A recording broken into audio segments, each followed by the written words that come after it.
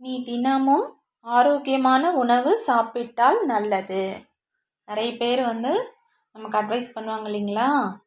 நல்லது, இது பண்ணால் நல்லது, அது பண்ணால் நல்லது. ஸோ இப்போ நம்ம நல்லதுன்னு சொல்ல வரோம் அப்படின்னா அது எப்படி இங்கிலீஷில் சொல்லலாம்னா it would be good. It would be good. என்ன தமிழில் ஒரு வார்த்தை இருக்குது, இங்கிலீஷில் இத்தனை வார்த்தைகள் வருது அப்படிலாம் கேட்காதீங்க.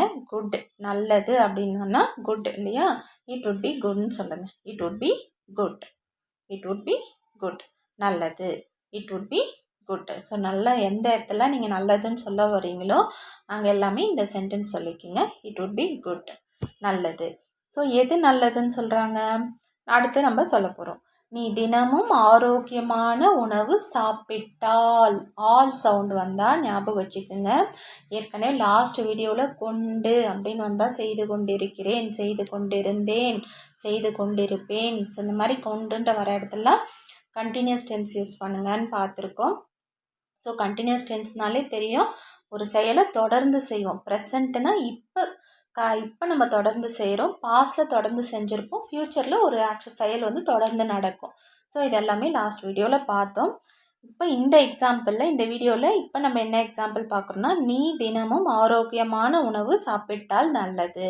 ஸோ நீங்கள் யாருக்கெல்லாம் நல்லதுன்னு சொல்ல வரீங்களோ என்ன சொல்லிடுங்க, இட் வுட் பி குட். அதுக்கப்புறமா என்னன்னு சொல்லுங்கள், எது நல்லதுன்றீங்க நீங்கள்? ஆரோக்கியமான உணவு சாப்பிட்டால். ஸோ இதுக்கு எல்லாமே உங்களுக்கு இங்கிலீஷில், அந்த தமிழ் வேர்டுக்கு எல்லாமே இங்கிலீஷில் உங்களுக்கு தெரியும். என்னென்ன இருக்குது? தினமுன்றதுக்கு என்ன வரும்? எவ்ரிடே. நீன்றதுக்கு யூ. ஓகேங்களா? வேறு என்ன இருக்குது? ஆரோக்கியமான உணவு, அதை எப்படி சொல்லலாம்? Healthy food. Healthy food. சாப்பிட்டால், சாப்பிட்றதுக்கு ஈட்டுன்னு தெரியும். சாப்பிட்டால் அப்படின்னும் போது ஆல் சவுண்டு வரும்போது இஃப் கண்டிஷன் யூஸ் பண்ணுங்கள். சரிங்களா? இஃப் யூஸ் பண்ணணும், ஞாபகம் வச்சுக்கோங்க. அப்போது ஸோ இதை எப்படி இங்கிலீஷில் சொல்லலாம்? நீ தினமும் ஆரோக்கியமான உணவு சாப்பிட்டால் நல்லது. It would be good if you eat. If condition if. Next subject வரணும் யூ. நெக்ஸ்ட் என்ன வரணும்? வேர்ப் வரணும். If you eat. If you eat. V1 verb. V1 வேர்ப்னா தெரியலையா? V1, V2, V3. Present, past, past participle. Present, past, அதை ஞாபகம் வச்சுக்கோங்க. V1, V2, V3.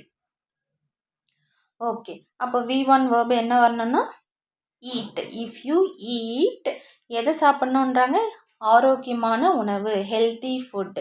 If you eat healthy food தினமும், everyday, it would be good. It would be good if you eat healthy food everyday. It would be good if you eat healthy food everyday. நீ தினமும் ஆரோக்கியமான உணவு சாப்பிட்டால் நல்லது. Okay, next sentence பார்க்கலாம். நீ உன் ஆசிரியர்களை மதித்தால் நல்லது. இதை நீங்கள் ட்ரை பண்ணி பாருங்கள். ஈஸி தானே? நல்லதுன்றது நம்ம ஏற்கனவே நம்ம படித்து வச்சுட்டோம், என்ன சென்டென்ஸ் வரணும்னு சொல்லிட்டு. It would be good. It would be good. நீ உன் ஆசிரியர்களை மதித்தால். ஆல் சவுண்ட் வரும்போது நம்ம என்ன யூஸ் பண்ணணும்னு பார்த்தோம்? இஃப் கண்டிஷன் யூஸ் பண்ண போகிறோம். இஃப்.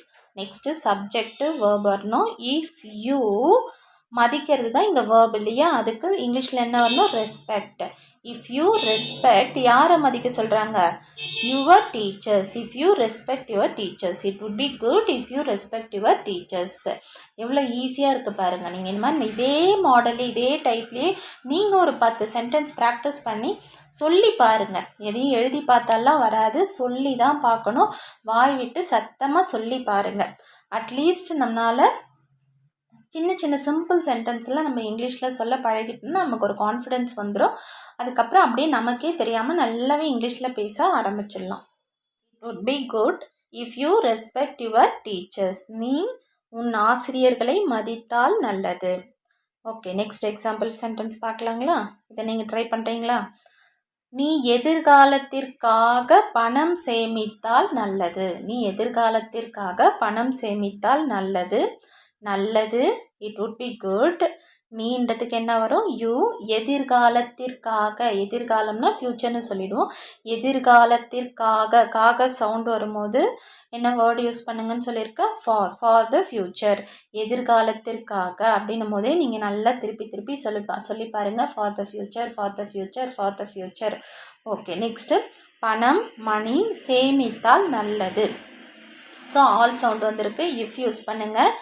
இஃப் யூ சேவ், சேமிக்கிறதுக்கு save.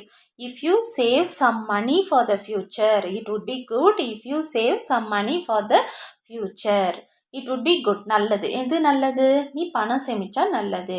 If you save money, if you save some money for the future, எதுக்கு? எதிர்காலத்திற்காக. For the future, for the future. It would be good if you save some money for the future, நீ எதிர்காலத்துக்காக பணம் சேமிச்சா நல்லது.